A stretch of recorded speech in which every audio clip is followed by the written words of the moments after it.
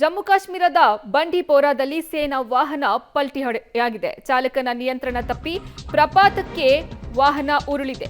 4 ಯೋಧರು ಹುತಾತ್ಮರಾಗಿದ್ದಾರೆ. 3 ಗಂಭೀರವಾದ ಗಾಯ ಆಗಿದೆ.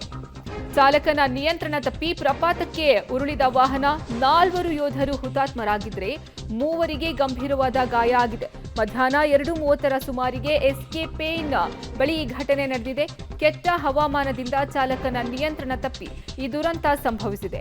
ಗಾಯಾಳು ಯೋಧರಿಗೆ ಸ್ಥಳೀಯ ಆಸ್ಪತ್ರೆಯಲ್ಲಿ ಚಿಕಿತ್ಸೆಯನ್ನ ನೀಡಲಾಗ್ತಾ ಇದೆ. ಜಮ್ಮು ಕಾಶ್ಮೀರದ ಬಂಡಿಪೋರಾದಲ್ಲಿ ಸೇನಾ ವಾಹನ ಪಲ್ಟಿ ಹೊಡೆದು 4 ಯೋಧರು ಹುತಾತ್ಮರಾಗಿದ್ದಾರೆ.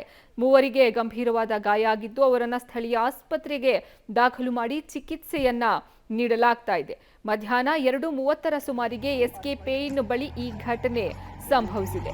ಕೆಟ್ಟ ಹವಾಮಾನದಿಂದ ಚಾಲಕನ ನಿಯಂತ್ರಣ ತಪ್ಪಿ ಈ ದುರಂತ ಸಂಭವಿಸಿದೆ. ಚಾಲಕನ ನಿಯಂತ್ರಣ ತಪ್ಪಿ ಪ್ರಪಾತಕ್ಕೆ ಸೇನಾ ವಾಹನ ಬಿದ್ದಿದೆ, ಉರುಳಿದೆ, ಪಲ್ಟಿ ಹೊಡೆದಿದೆ. ಈ ಕಾರಣ 4 ಯೋಧರು ಹುತಾತ್ಮರಾಗಿದ್ದಾರೆ.